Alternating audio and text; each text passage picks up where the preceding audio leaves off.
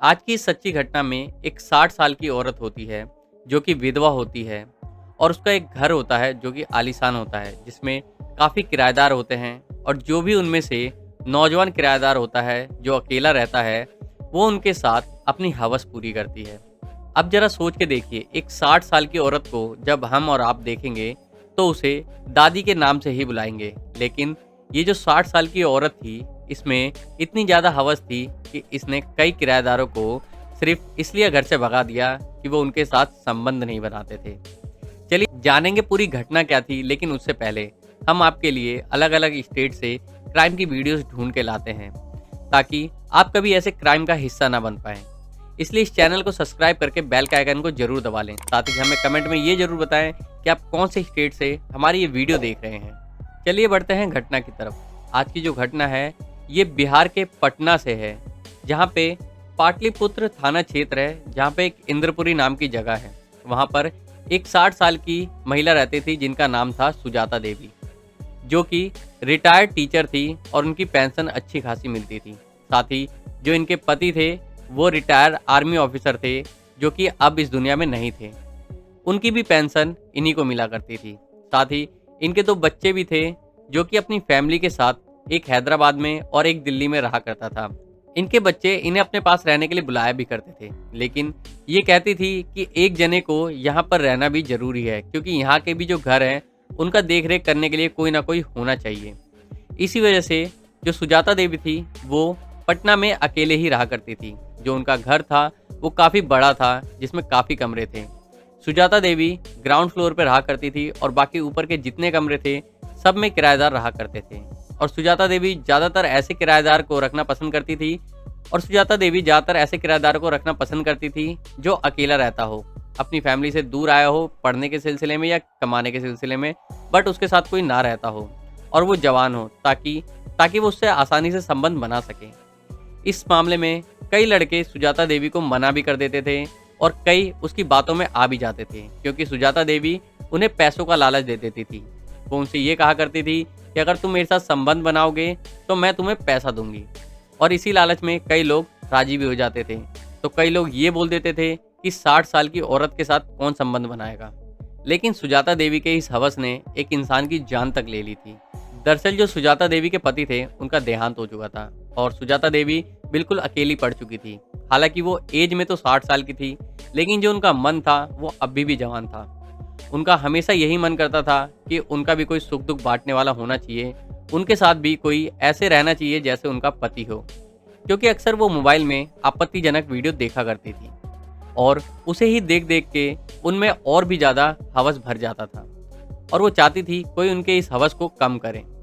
जो उनका पहला शिकार था वो था रवि, जो कि आज से 3 साल पहले उनके जो घर में किराएदार के रूप में आया था। रवि एक बहुत ही पिछड़े गांव से आया था। उसके माँ बाप ने उसे पढ़ने लिखने के लिए भेजा था। उसे बोला था कि तुम पटना में जाके अच्छी सी कोचिंग ज्वाइन कर लो और एक सस्ता सा घर देख के वहीं पर रहना। जब रवि आता है तो सुजाता देवी के बारे में उसे पता चलता है और वो उनके पास जाके एक कमरा किराए पर ले लेता है। जब वो उस घर में रहने लग जाता है लगभग 10-15 दिन, तो सुजाता देवी उससे बिल्कुल अच्छे से बिहेव करती है, उसकी बहुत ज़्यादा फिक्र करती है। तो रवि को भी लगता है कि उसे एक माँ जैसी किराएदार मिली है जो कि उसका इतना ख्याल रखती है।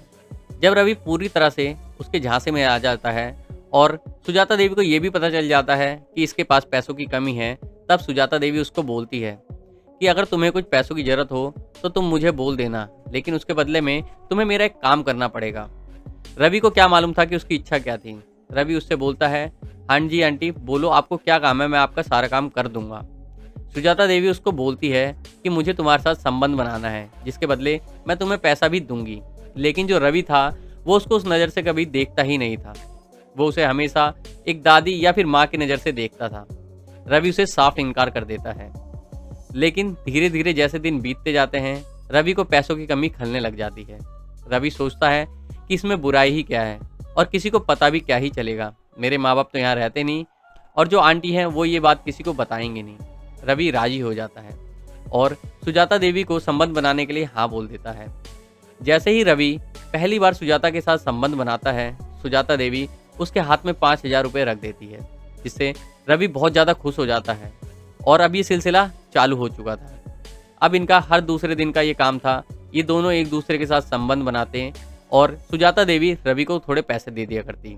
ये सिलसिला 1 महीने तक ही चला था कि 1 महीने बाद एक और किराएदार आया जो कि काफ़ी ज़्यादा स्मार्ट था। अब सुजाता देवी का दिल उस पर आ चुका था। सुजाता देवी ने उसको भी ऐसे ही फंसाया और उसके साथ भी संबंध बनाने लगी। और इसी बीच जब रवि ने देखा कि अब सुजाता देवी को उसमें कोई इंटरेस्ट नहीं है और वो उसे पैसा भी नहीं देती, तो रवि जो होता है उनका घर छोड़कर चला जाता है। साथ ही जो दूसरा लड़का आया था, अब सुजाता देवी कंटिन्यूअसली उससे संबंध बनाने लग जाती हैं। लेकिन कुछ टाइम बाद जो वो लड़का आया था उसको भी अर्जेंटली घर जाना पड़ता है और वो घर खाली करके चला जाता है। जिसके बाद जो सुजाता देवी थी वो फिर से अकेली पड़ जाती है। वो दोबारा अब किसी के साथ संबंध नहीं बना पा रही थी, वो किसी और को ढूंढती हैं। अब जो उनका घर था उसमें ज़्यादातर जो किराएदार थे वो फैमिली वाले ही थे। कोई भी अकेला लड़का उनके घर पे किराए पे नहीं रहता था, जिसकी वजह से वो काफ़ी ज़्यादा बेचैन होने लग गई थी। जो सुजाता देवी थी अपने काम खुद ही किया करती थी। दुकान से राशन लाना, सब्जी लाना, दूध लाना, ये सब वो खुद ही किया करती थी। कुछ टाइम बाद ही उनके पड़ोस में एक किराना की दुकान खुली थी। उस किराने की दुकान में एक व्यक्ति रहा करता था जिसका नाम था रोशन, जिसकी उम्र लगभग 30 साल की थी। अब सुजाता देवी जब भी उसकी दुकान पर जाती वो उससे लगभग आधे घंटे बैठ के बातें किया करती, जिससे रोशन और सुजाता देवी की काफ़ी अच्छी बॉन्डिंग हो चुकी थी। सुजाता देवी ने उसको ये बोल रखा था कि तुम्हें कभी भी पैसों वैसों की ज़रूरत हो तो तुम मुझसे बेझिझक बोल सकते हो, मैं तुम्हारी मदद जरूर करूंगी। लेकिन अभी तक रोशन को सुजाता देवी का इंटेंशन समझ में नहीं आया था। अनफॉर्चुनेटली जो रोशन होता है उसके घर में उसकी लड़की की शादी तय होती है और शादी में आप सबको पता है कितना खर्चा होता है। उसके पास पैसों की थोड़ी कमी पड़ रही थी। तभी उसे याद आता है कि सुजाता देवी ने कहा था कि अगर उसको कुछ भी ज़रूरत हो तो सुजाता देवी से मांग सकता है। साथ ही उसे ये भी पता था कि जो सुजाता देवी है वो काफ़ी ज़्यादा मालदार पार्टी है, तो वो उसकी हेल्प जरूर कर सकती है। उसने सुजाता देवी का घर देख रखा था। वो सीधा सुजाता देवी के घर में जाता है। जब वो घर में जाता है तो सुजाता देवी अकेली होती है। वो उसे अंदर बुला लेती है और उससे चाय नाश्ते को पूछती है। रोशन चाय नाश्ते को मना कर देता है और सुजाता को बोलता है कि आपने मुझे एक दिन कहा था कि अगर मुझे कुछ भी ज़रूरत हो तो मैं आपसे बोल दूँ, आप मेरी हेल्प ज़रूर करोगी। सुजाता देवी कहती है हाँ, मैं तुम्हारी मदद ज़रूर करूँगी, लेकिन उसके लिए तुम्हें मेरा एक काम करना होगा। रोशन बोलता है कौन सा काम? आप कुछ भी बोलो, मैं करने के लिए तैयार हूँ। सुजाता देवी अब उसके पास बैठ जाती है और कहती है मुझे तुमसे वही काम है जो एक पत्नी को अपने पति से होता है। मैं तुम्हारे साथ संबंध बनाना चाहती हूँ क्योंकि मैं काफ़ी ज़्यादा अकेला महसूस कर रही हूँ। रोशन ये बात सुनते ही चौंक जाता है और कहता है ये क्या बोल रही हो आंटी आप?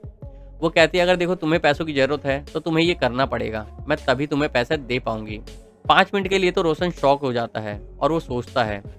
सोचते सोचते उसे ये लगता है कि इसमें हर्जी क्या है, अगर मैं इनके साथ संबंध भी बनाता हूँ तो किसको क्या ही पता चलेगा, और साथ ही जो मेरे पैसों की दिक्कत है वो भी ख़त्म हो जाएगी। जो रोशन होता है वो सुजाता देवी के लिए मान जाता है और ये दोनों अब एक दूसरे के साथ संबंध बनाने लग जाते हैं। जैसे ही इनका संबंध बनाना पूरा होता है सुजाता देवी उसके हाथ में 30,000 रुपये रख देती है, जिसे देखकर रोशन बहुत ही ज़्यादा खुश हो जाता है क्योंकि जो रोशन था वो सिर्फ 20,000 के लिए आया था, लेकिन उसके हाथ में सुजाता देवी 30,000 रुपये रख देती है। वो पैसे लेकर रोशन घर चला जाता है। जब शादी बीत जाती है तब रोशन सोचता है कि ये तो उसके लिए सोने की मुर्गी है, क्योंकि उसे पता था कि जो सुजाता देवी है वो बहुत मालदार पार्टी है। अब रोशन उसके साथ हर बारी संबंध बनाने चला जाता है, लेकिन रोशन भी बहुत ही ज़्यादा लालची था। रोशन जब पहली बार संबंध बनाने जाता है उससे 1,000 रुपये चार्ज करता है, लेकिन धीरे धीरे जो उसकी डिमांड होती है वो बढ़ने लग जाती है। 1,000 से 2,000, 2,000 से 5,000। सुजाता देवी को भी ये समझ आने लग जाता है कि इस तरह से तो ये मुझे पूरी तरह से लूट रहा है, और आने वाले टाइम पे जब मेरे ज़्यादा ही पैसे खर्च हो जाएंगे तो मैं अपने बच्चों को क्या जवाब दूंगी कि मैंने इतने सारे पैसे कहाँ खर्च किए, और ये मेरे लिए आगे चल के बहुत ही ज़्यादा दिक्कत देगा। वहीं रोशन दूसरी तरफ ये सोच रहा था कि उसके हाथ में सोने की मुर्गी लगी है, वो जितना चाहे उससे पैसा ले सकता है। ये सिलसिला कुछ दिन तक चलता है, लेकिन सुजाता देवी फाइनली रोशन को एक दिन बुलाती है और कहती है अब हम दोनों संबंध नहीं बनाएंगे। रोशन ये सुनकर चौंक जाता है, कहता है क्या हुआ, तुम्हें ही तो संबंध बनाना था। वो कहती है नहीं, मुझे अब तुम्हारे साथ संबंध नहीं बनाना। वो रीज़न पूछता है, लेकिन सुजाता देवी कोई रीज़न नहीं बताती।